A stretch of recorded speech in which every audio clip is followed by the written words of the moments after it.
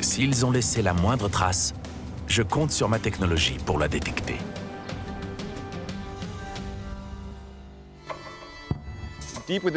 Au cœur de ces montagnes, perchées sur un plateau, se trouve l'ancienne cité de Sela. Le seul moyen d'y accéder, c'est de grimper. Les marches sont le premier indice que cette montagne désolée a été façonnée par l'homme. Il doit faire plus de 30 degrés là. Ah oui? Attention où vous mettez les pieds.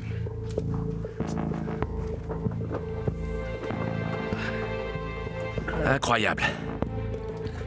C'est marrant, quand on marche ici, on peut presque sentir la présence de ceux qui ont gravi ces mêmes marches, dans ce même canyon étroit.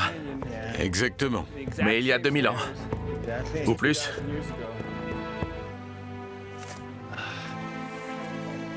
C'est par ici?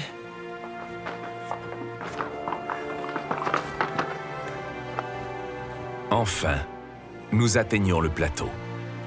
Ce sont des marches? Oui, très anciennes.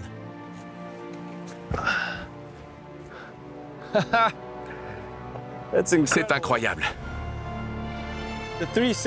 On a une vue d'ensemble de toute la zone.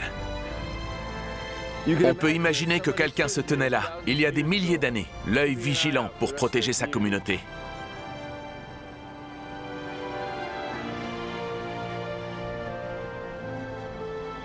Mais comment ces reliefs sans vie, sans eau, ont-ils pu devenir le refuge de toute une cité?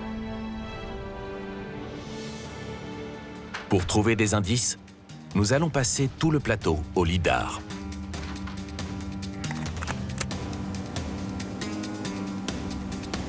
On a du mal à croire que cet endroit désert a pu abriter un jour des centaines, voire des milliers de personnes.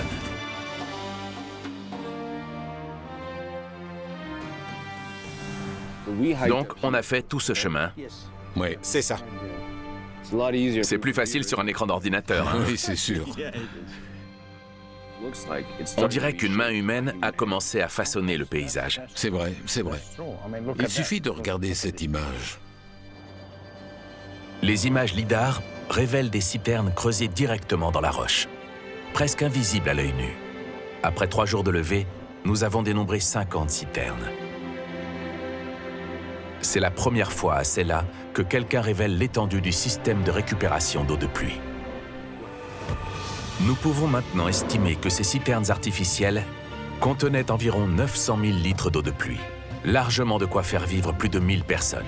C'est une découverte exaltante. Au départ, ils étaient nomades. Ils étaient comme le vent. Et puis, il y a eu ce basculement dans leur conscience. Ils se sont attachés à la terre. C'est un moment extrêmement important, lorsqu'ils sont passés des tentes aux cavernes. Ils transforment le paysage en habitations, des habitations permanentes.